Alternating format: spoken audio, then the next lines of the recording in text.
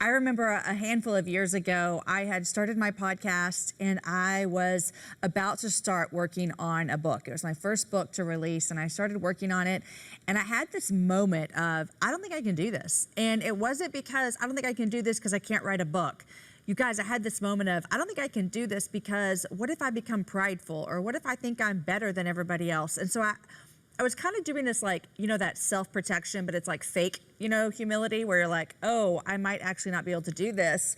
And it was not, had zero confidence in God to help me with this. I had all the confidence in me. And I knew that if all the confidence was in me, I was bound to screw this up. I was going to mess this whole thing up. So I was talking to a friend about it, and I said, my friend Annie, I said, Annie, I don't think I can do this. Like, I don't think I can stand in front of people. I don't think I continue to do this life because I'm just going to become proud, and I'm going to have confidence in myself. And she looked at me and she said something I'll never forget. She said, Jamie, do you think anyone who writes books, stand on stages, is a minister, pastor, do you think all of them, they don't struggle with any of these things? And I said, well, I'm sure they do. And she said, you need to fight sin. You don't need to not do what God's asking you to do. And I was like, okay, well, there you go. I need to fight sin and continue to walk in confidence that He has prepared things ahead of me for me to do. So it was at that moment that I realized, okay, this confidence that I can have in God is not a confidence that Jamie is amazing, but the confidence is, God, you say that if we trust in you, that you light up our paths, that you show us the ways to walk, that you show us the paths to go down.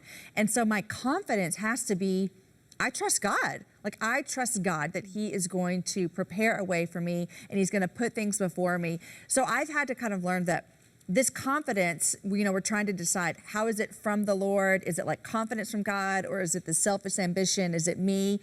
For me, it looks like, hey, I'm going to continue to fight sin, and I'm going to fight the sin in my heart. I'm going to fight the sin that people point out to me, and then I'm going to continue to walk in the ways that God has prepared before me and be confident in Him that He has prepared good works ahead of time for me to walk in.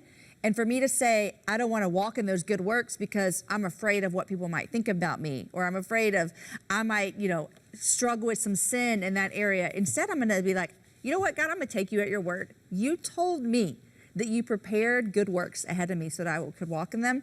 How about I just do that? Like, how about I just be a faithful follower of you and have confidence in you that you're going to equip me to do what you've asked me to do, exactly where, exactly when, all of the things. So that's how I've had to kind of come to the conclusion that I can have this godly confidence, knowing that it's Him working in me to do whatever I might be doing. What I've discovered, I have a ministry, I have a, big role in a major corporation, I have businesses, I have books, and I have all this stuff.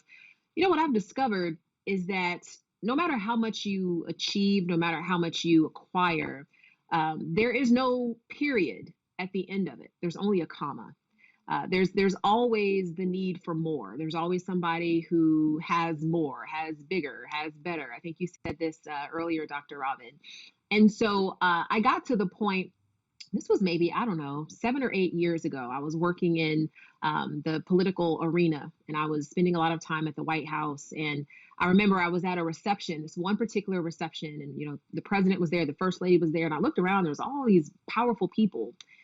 And I said, Lord, I technically should feel like I've so-called arrived. I was like, but I don't feel that. I was like, I feel like this is just a part of a longer process. And I was like, is this all there is to success? Is being known of by many, but not being truly known? I was like, this is not what I want. And so I began to seek God for His face, His will. I said, Lord, I'm surrendering everything that I have at the foot of the cross, because what I realize is there is nothing that I can accumulate on the outside of me that's going to bring me the peace and the joy that people expect it will. And so this question of godly confidence is such an easy one for me, because I know for a fact that everything I am and everything I have is a gift from the hand of God. I don't even look at, my degrees and my, credentials, and I look at my resume and I'm like, similar to what the Apostle Paul said. I mean, I literally count it all as nothing, Because one, it would not have happened had God not orchestrated it. But two, there are people who are far more qualified and far more accomplished than I will ever be. So I have nothing to hang my hat on to say, hey, y'all, look at me. And it's funny when I go and I speak places, people are often surprised because, a lot of times when the worship is happening in the first part of service, they'll say, hey, you want to stay back here in the green room? And I'm like, absolutely not. I need the worship just like everybody else needs the worship. And they're like, oh, really? I'm like, absolutely. I'm not here just to emerge when it's my time to speak. I'm here because I need an outpouring of the Spirit just like everybody else. And I think that really helps us to, this is the last thing I'll say, it helps us to stay humble, because humility is not thinking lowly of yourself. Humility is simply fully occupying whatever lane God has given you and not feeling compelled to look over the fence and see what's happening in somebody else's lane. And I think that's really that's the place, that's the source of godly confidence. I don't need to look at anybody else and what they have going on, because I know I'm just a statistically improbable product of grace already. So I don't need any other grace beyond that God has given me. Hi everybody, I hope you enjoyed this video. Subscribe today and you'll never miss a new upload.